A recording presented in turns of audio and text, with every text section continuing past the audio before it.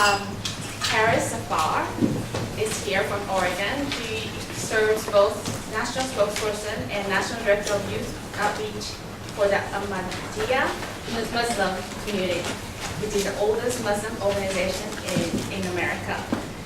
He will lead effort to roll out the Ahmadiyya Muslim Community's nationwide Muslim for Peace campaign by working with thousands of Muslim youth across the 60-plus youth chapters throughout the country.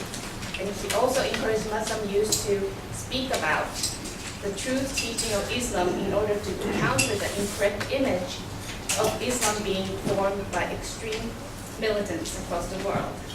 He's also an author, and his article was published in USA Today, New York Daily News, and he also as a frequent speaker in community, university conferences, and also national television. Please welcome Charles.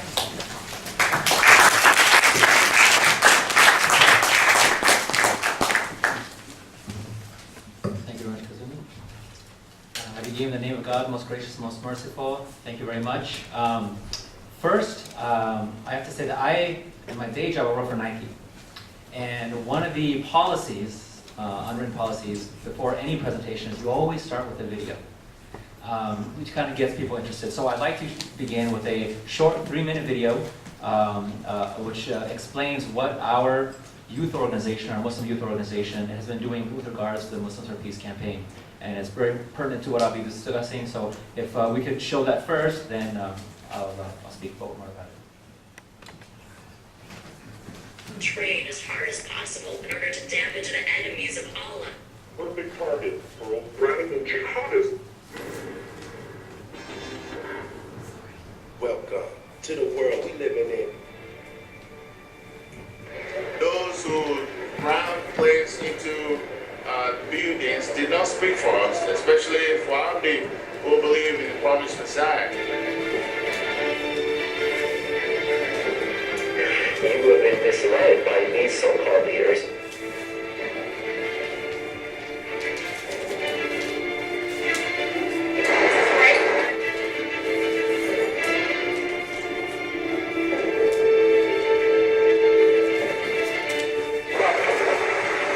Thank you.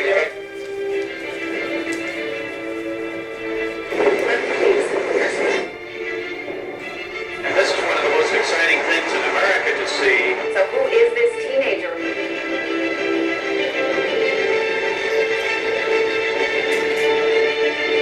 Just because stay Muslim doesn't mean they're going to go and rock the building. We're going to Portland today. The people were very, very accepted. Grab a bunch and let's go across. Shirt over side. Are you looking forward to distribute more flyers and Welcome to 2,000 flyers in America. What is a real Islam? I also would love to see other Muslim communities, in addition to the Ahmadiyya Muslim community, to join in this type of campaign and get the true essence of Islam out to everybody in this country. we try to reach out to our surrounding community, handing out our Muslim for Peace flyers. They want to know more, they want to read more.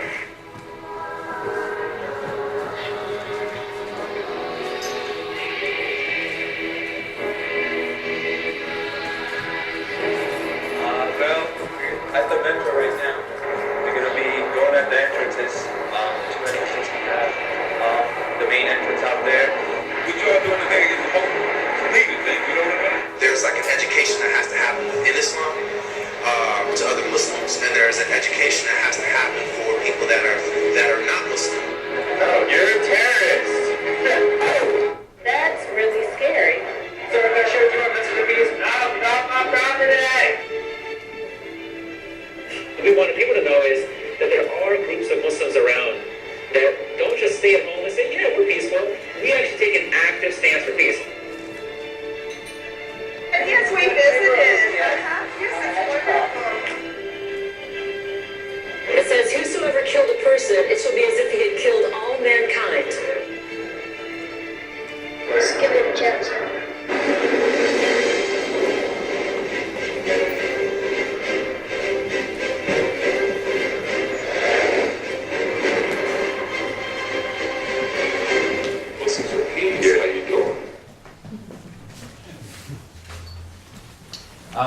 that's a summary of what we've been doing. And so what I'd like to do is just take a few moments. I don't want to take too much time because then it won't leave enough time for question and answers, what I think is really the most engaging part of the conversation.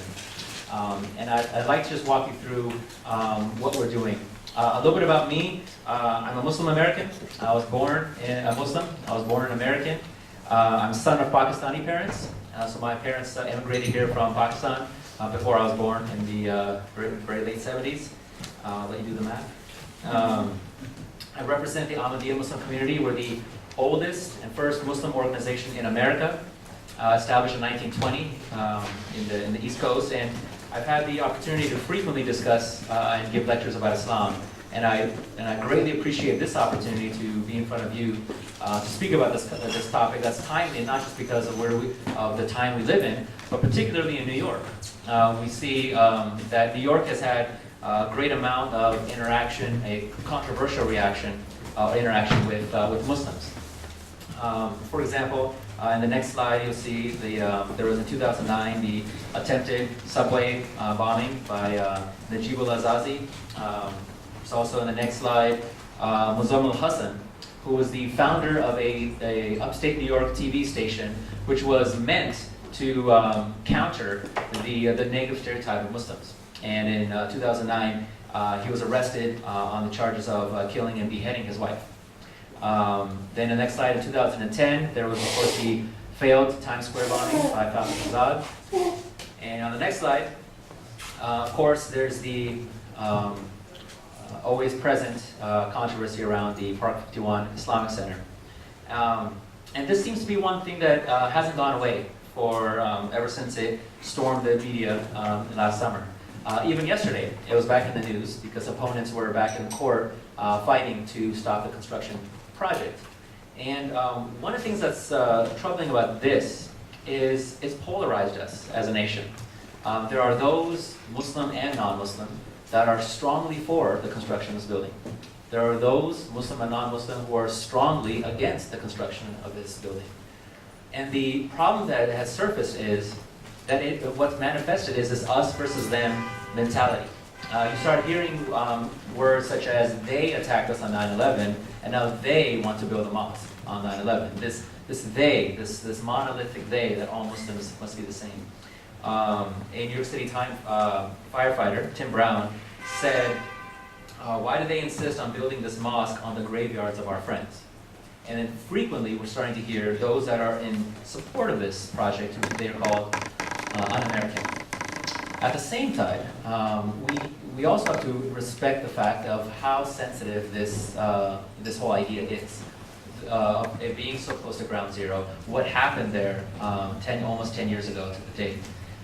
And so we as the Ahmadiyya Muslim community, we believe that a mosque is meant to be a place of peace, a place of pluralism that emanates from there is mutual respect, tolerance, love.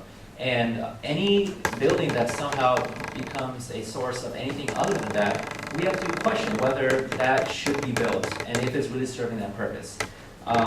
If a mosque is built at this proposed site, we would like to see churches, synagogues, Hindu places of worship, and other worship facilities of other religions built also around ground zero. And that could be a symbol of true respect, true pluralism, true mutual understanding. That's how peace and unity can be born based off of this tragic event that happened almost 10 years ago. The reason for that is our nation needs healing. There's so much opposition against one another, and we need voices to arise that call for reconciliation, not call for more antagonism. And go to the next slide, and this is where we feel like, as the oldest Muslim community in America, that we have some sort of responsibility to do something about that. And the reason we feel like that we need to help in this regard is, what sets us apart from these other Muslims. For example, we believe that we're Muslims in the Messiah. We believe, and Kazumi, go ahead, the first bullet. I'm sorry, I don't have a clicker. That's why Kazumi is my clicker today. Sorry about that. We believe in the long-awaited reformer that was meant to come within the Muslim world that would bring Muslims back to the true, moderate teachings of Islam. if you go to the next bullet, as a reformer, he brought about this unprecedented era of Islamic revival within the Muslim community. The next slide, he clearly stated that a violent jihad has no place in today's world. And testament to that is this verse from the Holy Quran, in which it says, "Whosoever killed a person, it shall be as if he had killed all mankind." And if I continued on this verse, what you would see, it continues to say, "Whoso saved the life of a person, it shall be as if he had saved all mankind." So a very fundamental, clear declaration within the Quran that shows that there's absolutely no room for violence or jihad. You can click next. And click one more time. This is why we, as the Ahmadiyya Muslim community, we believe that the only way to defend Islam, if you really need to defend Islam, is by an intellectual but bloodless jihad of the pen. So that's why we, like Kazumia mentioned, we write scores of articles, we enter an interfaith dialogue. It's all meant to, that is the way we live up to this jihad. This is how you defend your faith, but it's not through violence. Why don't you go and click one more time, and that'll be the last bullet. I need to take a little bit of a break. We believe that every human being has this fundamental right to have freedom of speech and freedom of religion, and without any threat of coercion or compulsion in faith. There's a verse in the Holy Quran, the Arabic is "La ikraha fi din," and that translates to "there is no compulsion in matters of faith." So a very clear directive to Muslims that you cannot compel or force anybody in matters of religion. So this notion that you cannot have freedom of religion or freedom of speech is baseless in Islam. We believe that all acts of terrorism contradict the very teachings of Islam. Muslims are required, according to the Holy Quran, to create peace, to create stability, to be that source of peace in the world, not to be the source of chaos. And I'll share with you just a couple examples. Even the Quran is full of them. I'll share with you a couple examples, and the next slide shows this. In chapter 28, verse 78, "Seek not to create disorder in the earth. Verily, God loves not those who create disorder, who seek to create disorder." In chapter 29, "Do not go about committing iniquity in the earth, causing disorder." So, and these are, I don't want to fill up the entire slide and have a course of Islam 101, but I just wanted to briefly explain that there are so many places in the Quran that explain to us that we cannot be the cause of a civil unrest, of chaos, of disorder. And so these Muslims that are doing that across the world are breaking the very teachings of the very faith they claim to be protecting.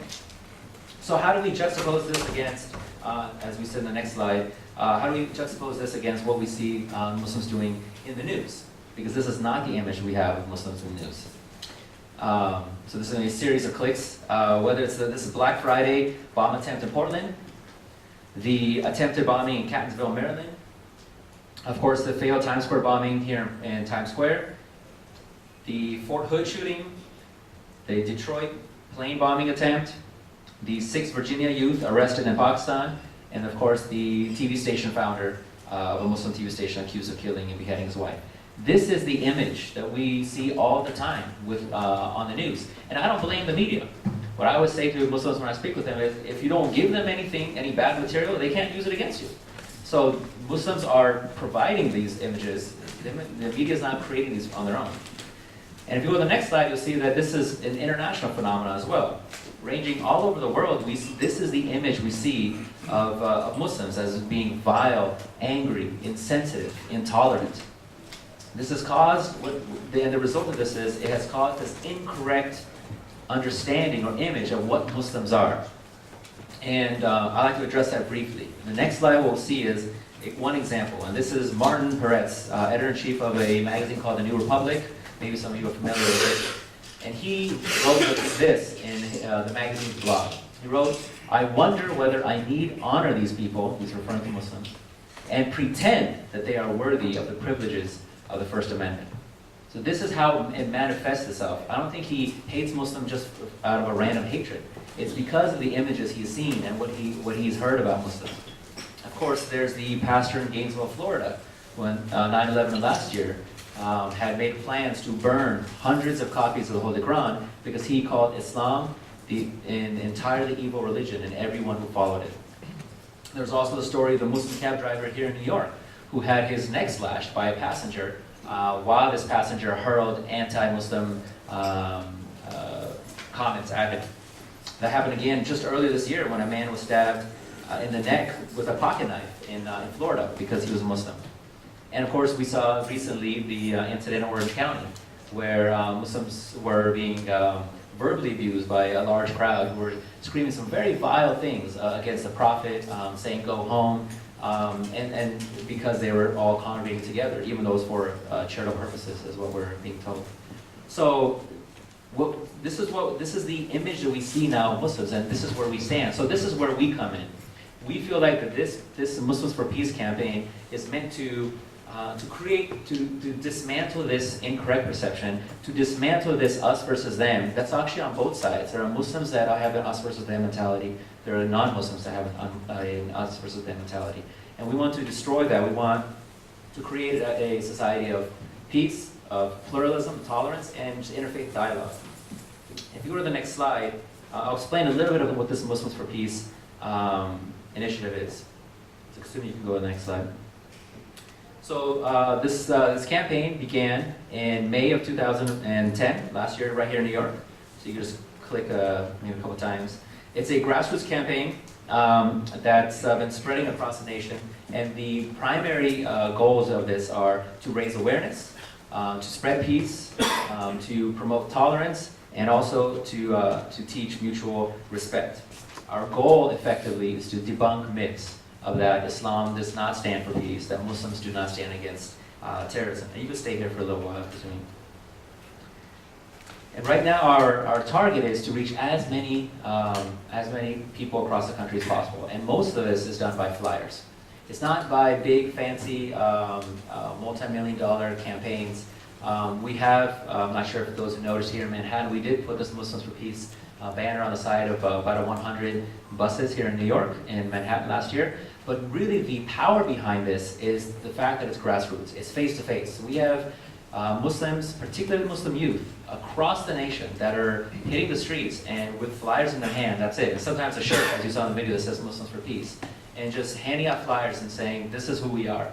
They're speaking with Muslims, they're speaking with non-Muslims, just to reach out to people on a face-to-face level and help them understand who is a Muslim and what the Muslims stand for. We know we have a very large feat ahead of us. I think there are 310 million people in this country. Is it million or billion? It's million. 310 million. Yeah, that would be amazing. We've already reached millions of Americans, but it's still only 1% of the population that we've reached. So we have a long, long road ahead of us. But we've been, in my role as the National Director of Youth Outreach, is I've been focusing particularly on youth because they've often been the ones that feel a little conflicted. And the pictures you've seen of those that have committed terrorist acts, many of the times they are young youth that are Muslim that are committing these acts. And there may be a selfish desire. We want to save our youth from becoming radicalized. We want to save them from ruining their lives. But also, as loyal citizens of this nation, we want to save our country from being attacked. And we find actually very strong alignment with the tenets of the Rotary, which is why I enjoy this opportunity to come here. The 4-way Rotary test, which is actually not facing you right now, so I know this is a bit odd. But is it the truth? Is it fair to all concerned? Will it build goodwill and better friendships? And is it beneficial to all that are concerned?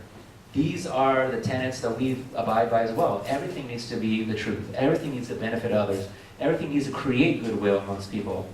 And that's why I'm here with you today. The founder of our community, Mirza Ghulam Ahmed, who is the promised Messiah and reformer, he preached this very concept 120 years ago, well before it was politically correct to say this. And if you go to the next slide, you'll see, I just want to make this point that even though we have been actively advocating for this message of peace, we still face bitter opposition, and not from non-Muslims. We face it from Muslims themselves. I'll give you a couple of examples. In Pakistan, where the land of my family, in 1974 is when they passed this anti-blasphemy law, and they made it a constitutional amendment legally declaring members of our community non-Muslim because of the fact that we were shaking the very foundation upon which their extremist views resided. So in 1974, we were legally declared non-Muslims, almost the same as if in the U.S. if suddenly we declared Protestants non-Christian. 10 years later, in 1984, the Ordinance 20 made it an illegal criminal act for us to pretend that we were Muslims. So technically speaking, I cannot go to Pakistan and say Assalamu alaikum. If I am caught doing the Muslim prayer, that's a criminal act now. So you can see why very quickly Pakistan became the breeding ground for terrorism that it is these days. All Pakistanis are not bad. If they are, then you shouldn't be listening to me. But the government itself has succumbed to these militant leaders and has instigated these laws. And how does it manifest itself? May 28th of last year, armed militants strapped with their suicide bombs and with machine guns in hand stormed into 2 of our mosques in Lahore, Pakistan, and indiscriminately opened fire. Whether it's seniors that can barely walk, grandfathers, fathers, brothers, young children, just opened fire. About 90 people of our community were brutally assassinated that day. My cousin as well. I lost a cousin in Lahore at one of those mosques myself. And that's where it really hits close to home. That's when we should say, hey, we're going to defend ourselves. Let's go back. Let's shoot them up. But we don't, because we know what Islam says. In Indonesia, just last month, over 1,000 people, they're estimated 1,500 people stormed into a house where 18 of our members were in that house and just brutally started attacking them with machetes, with sticks, all because they just don't like how our teachings shape the very foundation upon which they reside. And as a result, 3 of our members were brutally murdered and hacked to death. And unfortunately, the video was put onto YouTube, and for all of us to see our fellow brothers just brutally annihilated. But still, with that, why do we stay peaceful? Why do we still come back to this tolerance and nonviolence? And that's what, if you go to the next slide, this is the founder of our community, Mirza Ghulam Ahmed. And I'd like to read an excerpt from something he said over 120 years ago. He said, "It is our principle to have sympathy for the whole of mankind. If a person sees that a fire has broken out in the house of a Hindu neighbor, and he does not get up to help put it out, I tell you truly that he is not of me. If one of my followers sees a Christian being killed, and he does not go to rescue him, I tell you very truly that he is not of us. I say it on oath and in truth that I have no enmity with any people. It is our obligation to have sympathy with the whole of mankind." So this is the high standard to which all Muslims are expected to live. And this is why, in this face of this bitter opposition, we are still going forward. We're still forging forward with this message of peace, tolerance, prayer, mutual respect, and pluralism. And we will continue to do so, because if any of us continue to get intimidated by these radicals, these militants, then Islam is going to go away, and the true nature of Islam, and to be replaced with just this political ideology. So that's why we feel like we have to march forward, and we cannot be intimidated, and we have to continue to live as good Muslims, good neighbors, and more than that, as loyal citizens in where we live. And if you see the next slide, you'll see that I wanted to keep this as is. I don't know how much time I have left. Hopefully I stuck to my limit. And I wanted to open up to questions so I can address any of the questions you have had from anything I said, or just in general about Islam. Sir. First of all, thank you. That was very interesting.